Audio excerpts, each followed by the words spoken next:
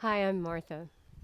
I'm talking to you here today from my garden, partly because it's a beautiful day and it's a beautiful setting, but partly because there's stuff going on outside. There's some yard work going on. You may be able to hear the sound of that engine. There are airplanes flying over, trucks going through the streets and the alleys, workers, neighbors. There's all kinds of things that can be distracting. And when those things that are not what I think I want are going on, I can get upset about them.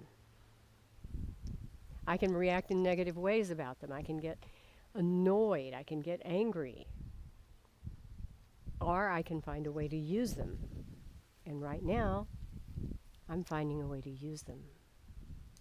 Because what I want to talk to you about is the disturbances that are going on in our world right now. It's just a few days before the election as I'm recording this. And there's a lot of uncertainty. There's a lot of chaos. There's a lot of what we generally label negativity going on. And we have so many things to react to react against. And the lure of doing so is almost unavoidable. It's just overwhelmingly present as an option to be upset, to be angry, to be scared. And the more we give into that, then the more our minds and emotions kick into gear with, yeah, it is really scary. Yeah, that's really awful. Boy, is that wrong. And then generate thoughts about what's going to happen as a result of all of this. And then make up stories about that, although we wouldn't acknowledge to ourselves that we're making up those stories. It's reality. And then we share it with others, like, this is what's going to happen. And they get it too. And we all start going into more and more chaos and seeing things from different points of view, seeing the same thing and interpreting it totally differently. And how we react to that is still a choice. And before I go further with this, I want to say to you that I'm not coming from a kind of a Pollyanna place here. I'm talking about a place that to me is really powerful in choosing a response. Viktor Frankl, who, as you probably know, was a Holocaust survivor, he was in, I think, 4 different concentration camps over a period of over 3 years. His entire family was killed in the camps. He watched many, many people die and everyone suffering, including himself.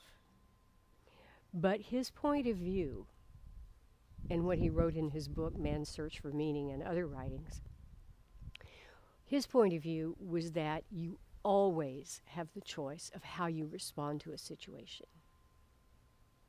He said, everything can be taken away except the last freedom, and that's the freedom to choose your response in any kind of situation, to choose your own way forward from within. You may not be able to change the outer circumstances. And in his situation, he absolutely couldn't. He did what he could, but he couldn't change it. But he could choose his response. And in the environment that's going on now, we do what we can outwardly. We write people, we make calls, we put up yard signs, we write opinions, we have conversations, we volunteer. We can do all of these kinds of things. But what's going on is going on. And we have the choice of whether we do what we can do from clarity, from a place of peace and not againstness, that has a powerful direction toward change, if that's what you want. Or we can do it from a place of contraction and fear and anger. And the choice is always there.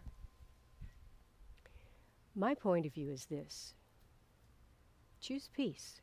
Do I do it all the time? Gosh, no. I wish I did. I'm getting better. But I do know that the choice is mine at all times. And sometimes all it takes is just a moment of closing my eyes, focusing on my breath for a few breaths, You might want to do that right now. And then just choosing my response. I can listen to those chimes in the distance and let them take me into peace. I can even hear the sound of the lawnmower down the street and let that take me into peace. And there's a fly crawling on my arm, and I can get annoyed with that and swat it away. Or I can say, "Hi, little guy." Wow, it's letting me touch him. It's amazing. So that choice is yours. One last thing about that choice. One of the ways that I've found to get myself quickly into peace is to really observe the thing going on in my mind that has me upset. So I think there's likely to be chaos in the streets next week after the election. Regardless of the outcome of the election, people are going to be upset. And I think it could be chaotic, it could turn awful. Well, all of that's made up. I don't know. I honestly don't know that's going to happen. I think it's likely, but I have no way of knowing. And as a lifelong know-it-all, I find it unbelievably relieving to simply say, I don't know. And when I do, there is a wisdom inside me that can come forward and bring me into peace and greater clarity about what there is to do. And I can do it without againstness. I can do it without attack. I can do it from peace, and I can do it from love. That, to me, is the most powerful place from which to initiate change, if that's what I want. And if I want change from chaos into peace, I start by changing chaos into peace inside me. So, I'm going to keep working with that as we go through this next process. And if you'd like to give it a try, I hope you will. And let me know how it goes. I wish you the best, and I wish you peace. Thank you. Bye.